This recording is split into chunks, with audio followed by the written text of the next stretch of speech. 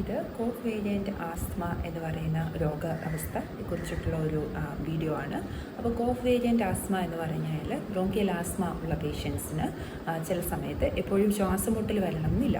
അപ്പോൾ അവർക്ക് ചുമ മാത്രം, അതായത് അധികം കഫം വരാതെ ഉള്ള ചുമ, അതായത് ഡ്രൈ കോഫ് ആയിരിക്കും, അല്ലെങ്കിൽ കുറച്ച് മാത്രം കഫം വരുന്ന രീതിയിലുള്ള ചുമ. അപ്പോൾ അതിനെയാണ് കോഫ് വേരിയൻ്റ് ആസ്മ എന്ന് പറയുന്നത്.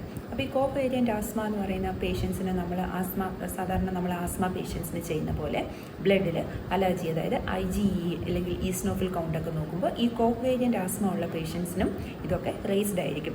അപ്പോൾ അതുപോലെ കോഫ് വേരിയൻ്റ് ആസ്മ ഉള്ള പേഷ്യൻസ് അവർക്ക് കുറേ കാലങ്ങളായിട്ട് ഈ ചുമ മാത്രമായിരിക്കും ഉണ്ടാകുന്നത്. നമ്മൾ എക്സ്റേ എടുക്കുന്ന സമയത്ത് അത് നോർമലായിരിക്കും.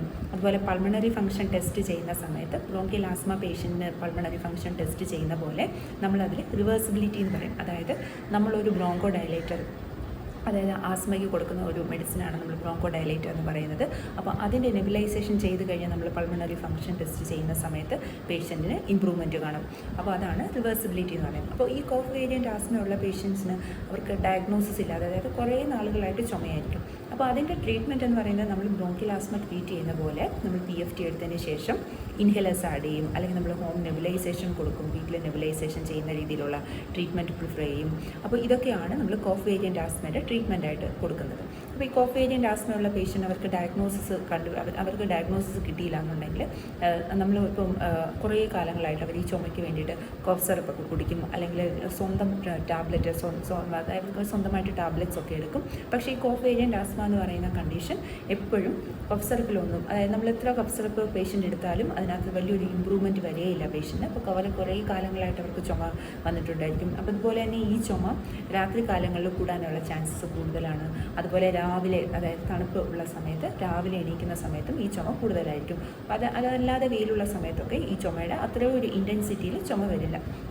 അപ്പോൾ അതിനെയാണ് നമ്മൾ കോഫ് വേരിയൻ്റ് ആസ്മ എന്ന് പറയുന്നത്. അതുപോലെ ഈ കോഫ് വേരിയൻ്റ് ആസ്മയിൽ നമുക്ക് ശ്വാസമുട്ടൽ അധികമായിട്ട് പേഷ്യൻ്റ് വന്നിട്ടില്ലെങ്കിലും അവർക്ക് ചില സമയത്ത് വീസോട് കൂടിയുള്ള ചുമ വരാൻ സാധ്യതയുണ്ട്. അതായത് വീസിങ്ങും കാണും, ഒരു വീസിങ് സൗണ്ടും കാണും, അതിലൂടെ ചുമയും കാണും.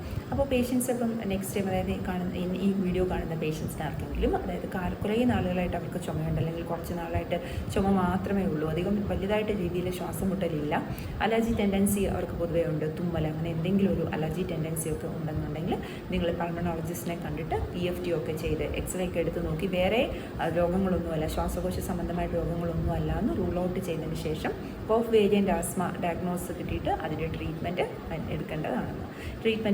അതുപോലെ അതിന് റെഗുലർ ഫോളോ അപ്പ് എടുക്കണം. നിങ്ങൾക്ക് ഇൻഹേലർ തന്നിട്ടുണ്ടെങ്കിൽ എപ്പോഴും കോഫ് വേരിയൻ്റ് ആസ്മയ്ക്ക് നമ്മൾ ഇൻഹേലർ കൊടുത്തിട്ടുണ്ടെങ്കിൽ പേഷ്യൻ്റ് എപ്പോഴും, അതായത് ഒരു ഡോക്ടർ കൺസൾട്ടേഷൻ ഇല്ലാതെ നിങ്ങൾ അതിൻ്റെ ഡോസ് കുറയ്ക്കരുത്, നിങ്ങൾ അതിൻ്റെ ടൈം മാറ്റരുത്. അപ്പോൾ അത് കൃത്യമായിട്ട് എടുത്തിട്ട് ഫോളോ അപ്പ് ചെയ്യുന്ന സമയത്ത് നമുക്ക് കോഫ് വേരിയൻ്റ് ആസ്മ നല്ല രീതിയിൽ ട്രീറ്റ് ചെയ്ത് സുഖപ്പെടുത്താനായിട്ട് സാധിക്കും.